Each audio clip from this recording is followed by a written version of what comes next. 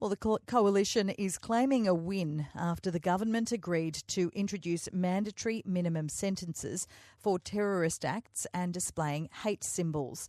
The bill amendments include 6 years for terror offences and 1 year for displaying hate symbols.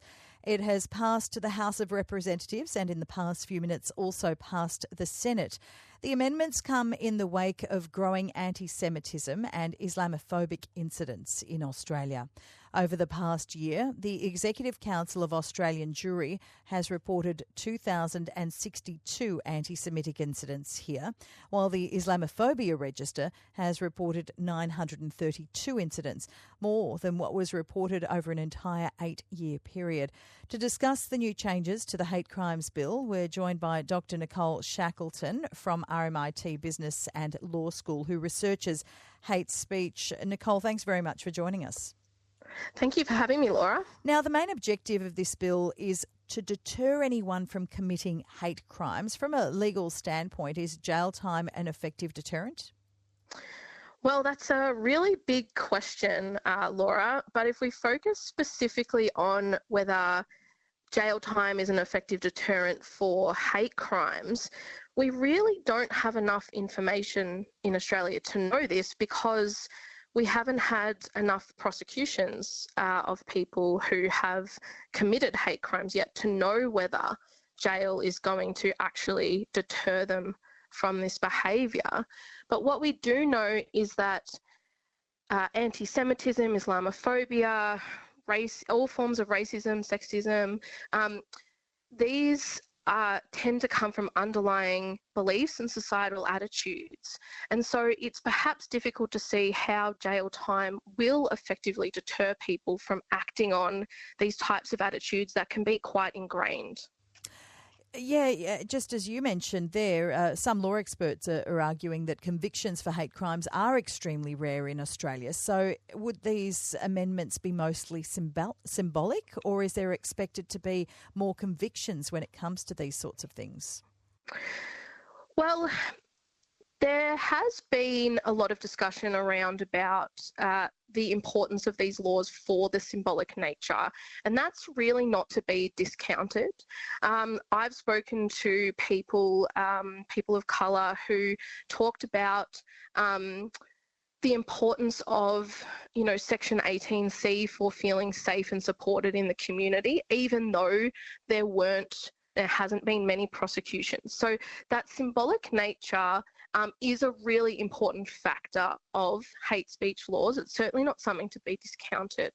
But what we do need to dig down to a little bit more is obviously there's a big push at the moment to ensure that or to strengthen our hate crime laws.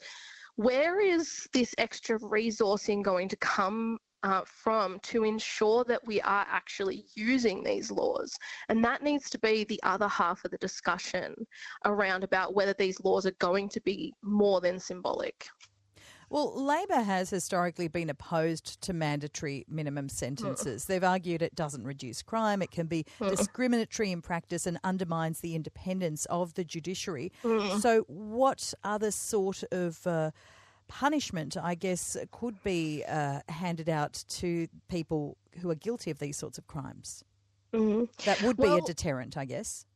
Yeah, good question. We've seen that in the handful of prosecutions we have had in Australia for specific hate speech offences. And I should say that there's already federal offences that are used a lot when people engage in forms of online abuse or online hate speech, such as the telecommunications offence of menacing, harassing or causing offence. We know this has been used a lot when people have engaged in online hate speech, for example, and they have received jail time. But people who have specifically been charged with hate speech or hate crime offences have rarely received jail time. It's mostly been fines or community correction orders. And yet we haven't seen a decrease in this type of behaviour. In fact, arguably we've seen an increase in this type of behaviour. So what would be an effective deterrent really has to come in addition to legal changes. We have to see clear, categorical statements against this type of behaviour by not just political leaders, but all leaders in the community.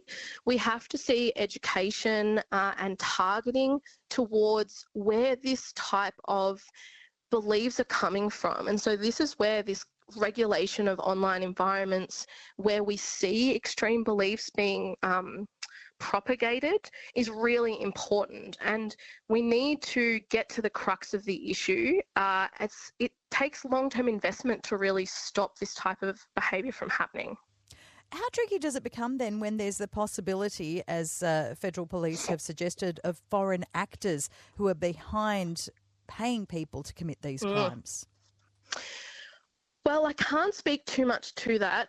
It's not part of my research to look at foreign actors, but I will say that it definitely adds to the complexity, because every act of terrorism or hate symbols or hate crime or hate speech that happens in real life, in person, will be tied to some extent to something that's happening online, whether this is foreign actors who are influencing or paying people in Australia, whether this be people entering into propaganda groups online, and whether it be the fact that we're having a lot of trouble with, regulating content that we see in Australia that comes from companies that are based in the US, for example.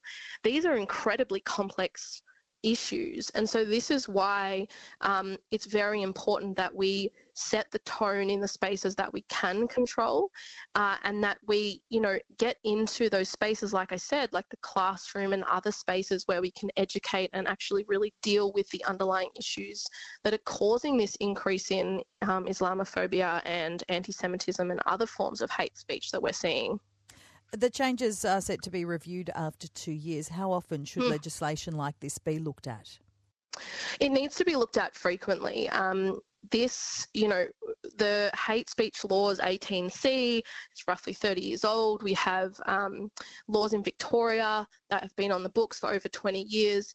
And it took, 20-ish years in Victoria to really go, these laws aren't working. And in those 20 years, yes, while the laws were on the books, while they were symbolic, they weren't being effectively used. And hate speech and the way it works, and particularly the backlash we often see hate speech laws being weaponized against the very communities they're designed to protect. And that way of weaponization, the way that the community changes and dynamics and beliefs changes all the time, which means we need to be really flexible and nuanced with how we introduce these laws, which means they need to be reviewed often. Nicole, you brought up how leaders of all forms need to come out and condemn the sorts of things that are happening. A group of 20 Sydney mayors have held a roundtable today. They have decided to use the platform to foster social cohesion and combat extremism. Is that the sort of thing you're talking about? Yes, definitely. And it's really important that we recognise as well is that hate of all forms, like hate speech of all forms, is often heavily connected. And so whenever we see attacks against one group of people, we often see attacks against other groups of people. And people are often attacked because they fit into these multiple characteristics that are often very vulnerable. For example, women of colour who may also be Muslim often find themselves being attacked because they appear to be quite visibly different. And so they're being attacked on these, multiple characteristics. And so whenever we divide these areas or these types of groups that should be protected, whenever we prioritise one over the other, or we simply don't include them together, we do extra damage to that social cohesion. We need to make sure that we're calling out hate in all its form, and that type of roundtable and using that platform is exactly what we need to see done more. Okay, Nicole, we'll leave it there. Thank you so much for speaking with us. Thank you so much for having me, Laura. That's Dr. Nicole Shackleton from RMIT Business and Law School, who researches hate speech.